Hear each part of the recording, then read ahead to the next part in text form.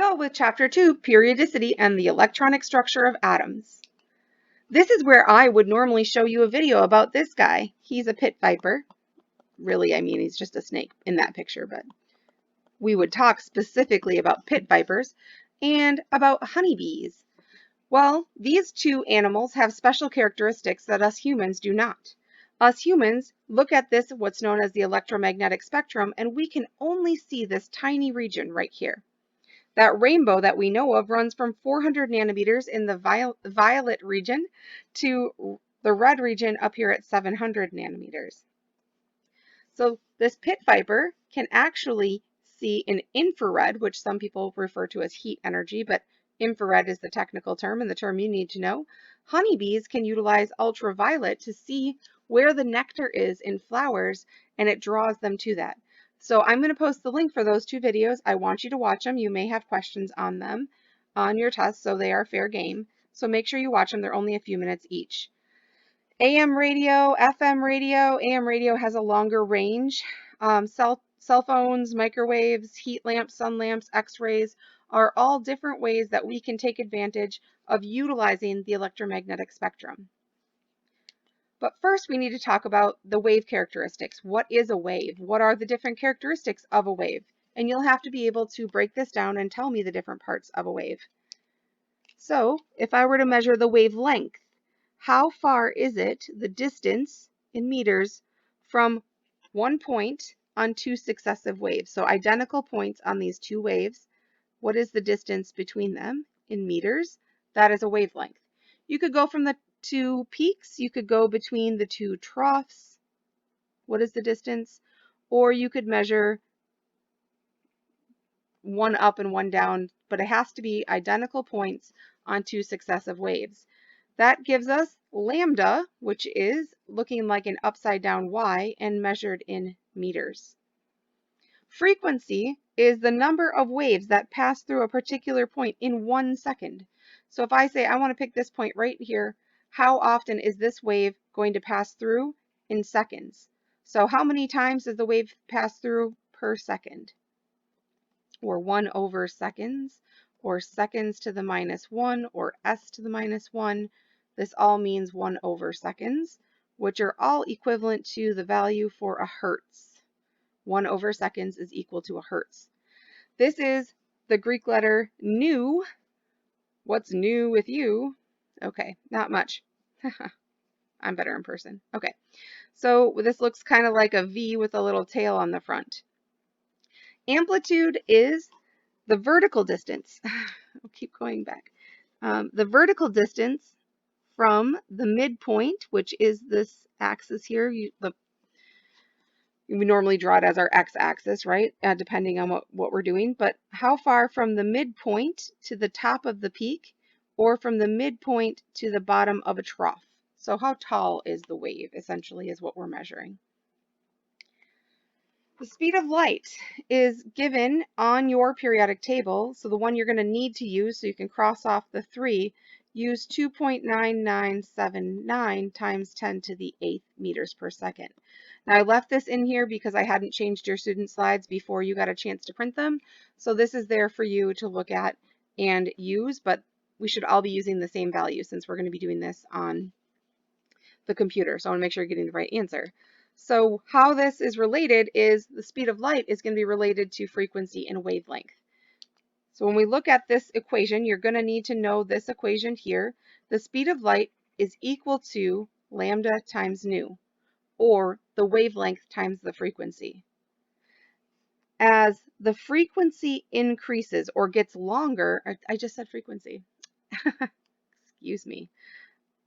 Right. The wavelength, as the wavelength increases or becomes longer, the frequency should go down because this is a constant. And if this has to remain constant, if this one goes up and they're multiplied, this one must go down. So they are related through this equation. Now frequency decreases, wavelength should increase. That's just the opposite of what we just said. Frequency decreases if this one goes down. Actually, it's exactly what we just said. This one goes up. or the opposite is true. If this one goes down, this one needs to go up because this is a constant. Now we have C is equal to lambda nu. We're going to see another equation in a few slides. E is equal to h times nu. H is a constant called Planck's constant. These are indirectly, so these are indirectly proportional. As one goes up, the other goes down. We're going to notice that energy and frequency are directly proportional. As one goes up, the other one goes up, because E divided by V is equal to H. So we have, I said V, it looks like a V, right? So energy divided by frequency is equal to H. One type of laser that's used in the treatment of vascular skin lesions is a neodymium-doped ytterbium aluminum garnet. Say that 3 times fast, huh?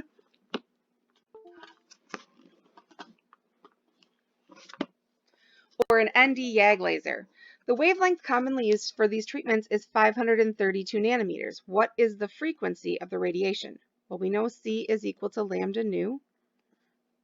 So if we have C and we have lambda, what is nu is the question. So C divided by lambda gives us nu. We know that C is 2.9979 times 10 to the 8th meters per second. 532 is in nanometers, and this is in meters, so we're going to have to convert. We need to convert to meters. Nano means 10 to the negative 9th. Now, while you could not write this for me as proper scientific notation, this is kind of a shortcut, because nano means times 10 to the minus 9th, and then you can just move your decimal 2 places and change it 5.32 times 10 to the negative 7th meters, or you're welcome to put it in your calculator or do it any other way you want. That's just a shorthand. So in meters, this would be 5.32 times 10 to the negative 7th meters. Meters are going to cancel. I'm going to be in 1 over seconds. 2.9979. Use your E button on your calculator to the 8th. Divided by 5.32. Again, make sure you use your E button to the negative 7th. Or you can always put parentheses if you don't use your E button. You should get 5.635. 150,376 times 10 to the 14th seconds to the minus 1.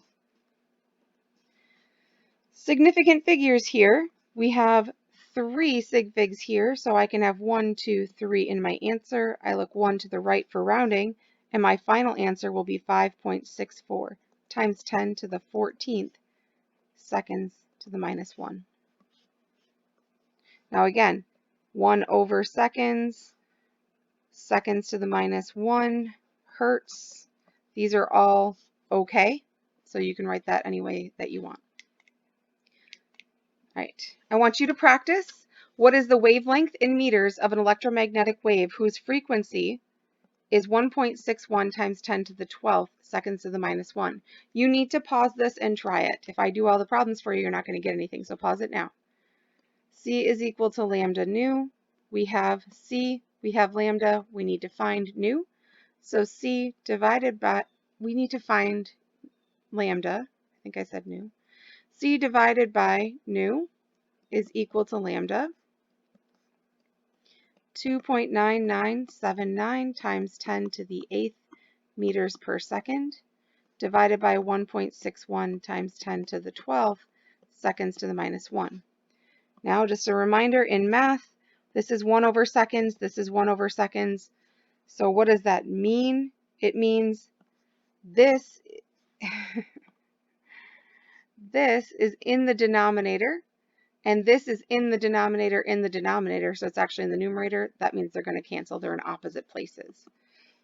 2.9979 times 10 to the 8th, make sure you use your E button, divided by, or your exponent button, 1.61.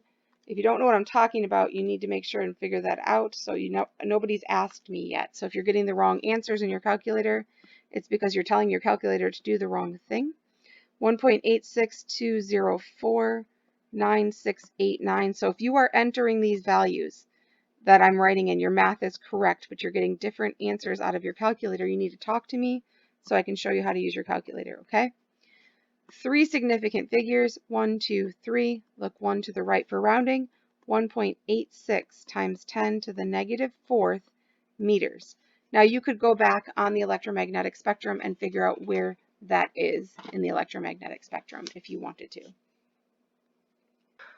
So we talked about how speed of light is equal to lambda times nu. Now Einstein was involved in a lot of this type of research, and Planck. We're going to talk about, remember, Planck's constant is h. I'll mention more about that in a minute. But there's a lot of physics going on here, a lot of particle physicists and chemists trying to work together sometimes, but you know, scientists don't always work together that well. So as a lot of collaboration is good to be seen, people always want to be first. So using other people's theories to move forward can be very good. So what happens here is where I try to explain a bunch of things to you that are really a lot of particle physics. And when we get down to the quantum level, not everything works the way it should or the way we think it does or any of that. So bear with me here. But Einstein was using Planck's theory to try to explain what's known as the photoelectric effect.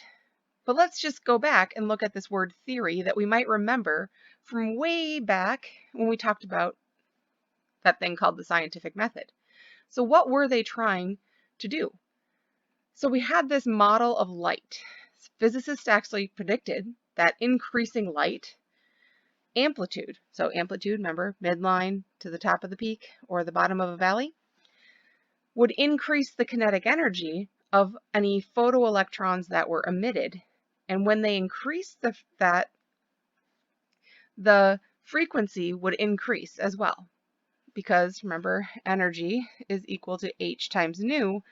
And if we increase the energy of the particles, we must also be increasing the frequency because they're directly proportional.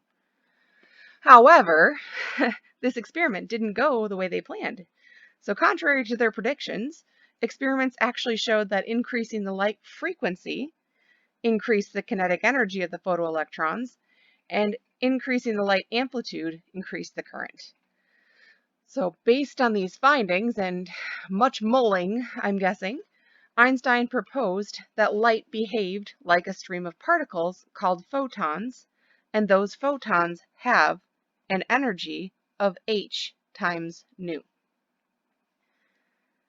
There's a whole bunch of other stuff that goes along with this. This is a vast simplification. There's a work function and the minimum amount of energy to do that's required to do certain amounts of work, and the energy of what's called an incident photon. We're just going to skip right over that right now.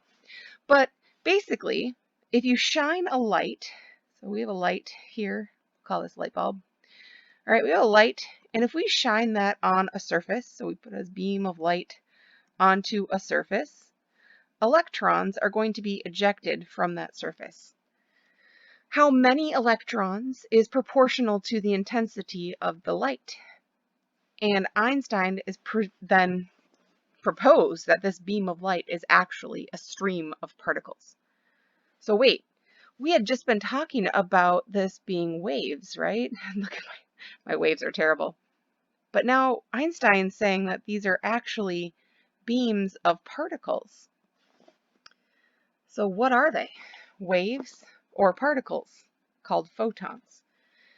It's kind of where we step into the never world of what is really happening, okay?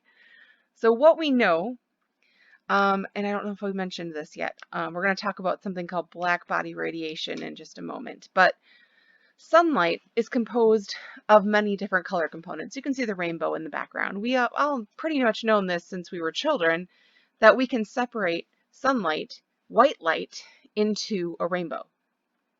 But as you saw on that first slide, this rainbow that we can see only runs from 400 to 700 nanometers. What else is out there? So this emission spectrum of a substance can be seen when we energize a substance. So what we see when we see a certain color light are electrons that have been excited up and are now falling back down. So if you were to go to a blacksmith shop and you see the iron in the fire is glowing red hot, that's a certain amount of heat energy that's being given off. But if it's white hot, it's a different energy. And these are all removed from this is the visible portion of the emission spectrum. We have energies at all different wavelengths that we can't even see that are being given off. So when we see white hot, we actually see all wavelengths of visible light are present when we see that white hot or the sunlight. So a line spectra is going to be something where we have a high voltage tube, as it's called a discharge tube here, it's going to emit this light. It comes through a slit and then goes through a prism, and that prism splits it into its various color components. This is what we're going to see when we look through our line spectra lab. We're going to look through a spectrophotometer and we're going to see the light get split into certain different colors of lines that we can put in the visible spectrum. But those are not the only transitions that are happening. Those are the only ones we can see that are happening. And each one of these we can assign a specific energy to, because we can figure out the wavelength of that light, and the wavelength is related to the frequency, which is related to C. And if we can find the frequency, we can plug that into h times nu, or you can put the equations together, right? And we can solve what the energy of that light is. Every element has its own unique emission spectrum. So these are the alkali metals. These are the alkaline earth metals. These are the gases, some of our helium, neon, argon, some of our ones that we see in neon signs, perhaps. Some of these colors, depending on what part of the spectrum we're looking at. Some of these might look familiar, but we can actually use these as a fingerprint type of identification for an element.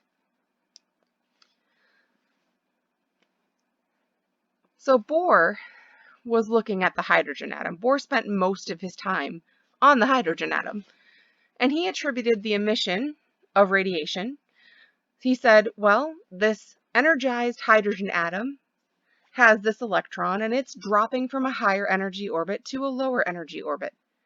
And when that electron is dropped, it gives up a quantum of energy. And that quantum of energy is in the form of light.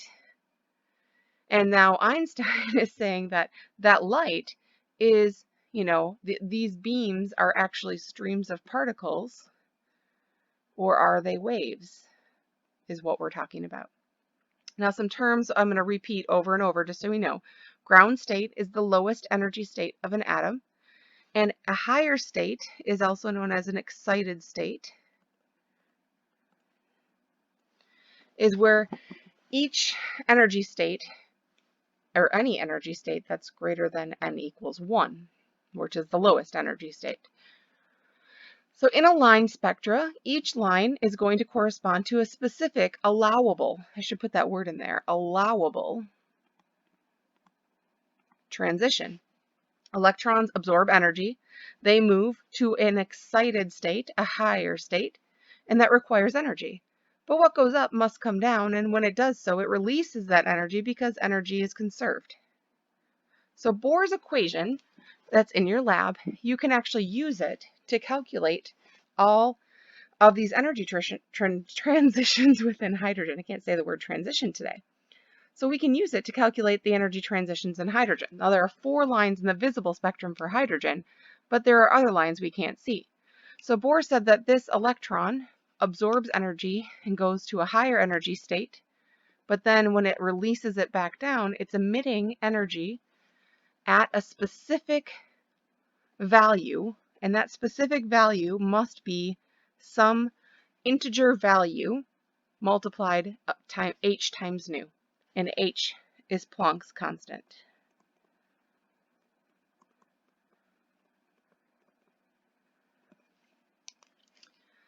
So Bohr couldn't actually explain why these electrons were restricted to fixed distances. He's like, well, why can't they just go back, to anywhere? And this is why I say allowable transitions.